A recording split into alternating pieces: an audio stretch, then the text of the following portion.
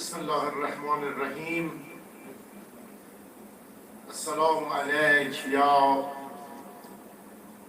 حسین شهید یا ابوالفضل. صحبت از برادر و برادری است و یکی از عزیزان حاضر در این محفل هم عزادار برادر هستند و من هم سال گذشته در همین ایام که به هر حال 40 بود برادرم رو که جانبازی بود در حرم حضرت ابوالفضل العباس رفت برای ودا و دیگه برنگشت و در اونجا به هر حال به دیار باقی شتافت. خب من شعر قصیده زیاد دارم برای حضرت سید الشهدا، قصیده خون خدا، قصیده‌ای که برای حضرت قر گفتم، قصیده آب که نزد قمر بنی هاشم هست. اجازه میخوام همین قصیده آب رو میخونم که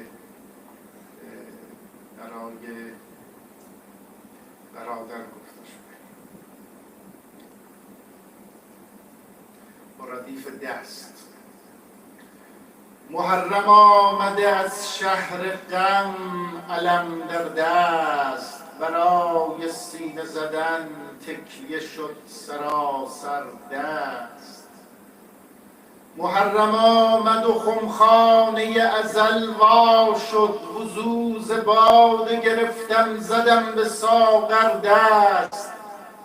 حسین آمده با ذوالفقار گریانش که هان حسینم و تنها ترین علم بر دست. حسین آمده تا شرح شقشقیه کند، حسین آمده با خطبه پدر در دست. چو دست برد به تیغ آسمانیان گفتند، به ذوالفقار مگر برده است حیدر دست. چو ذوالفقار علی چرخ میزند بیتاب، چه حال داد خدایا مگر به اکبر دست.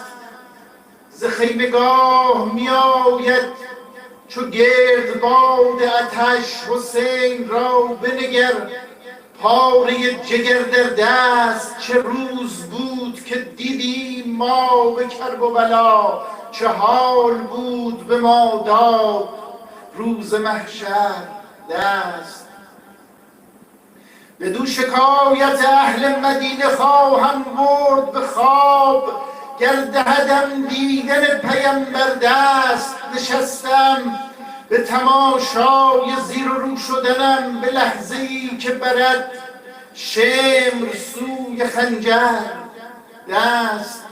به خویش می نگرم با دو چشم خون آلود، نگاه کردم و در نهر شد شناور دست.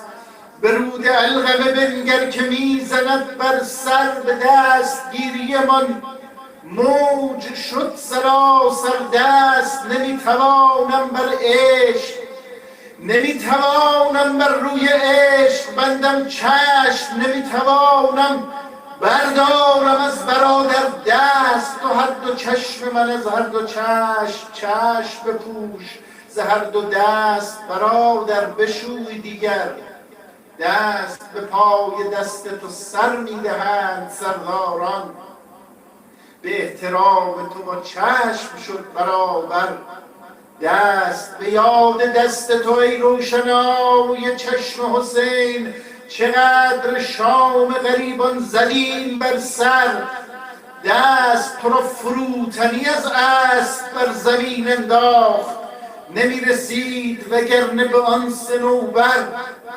دست. قنوت پر زدن دست های مشتاق است، به احترام ابوالفضل می کشد پر دست. مگر تو دست بگیری که دست گیر تویی، به آستان شفاعت نمی رسد هر دست.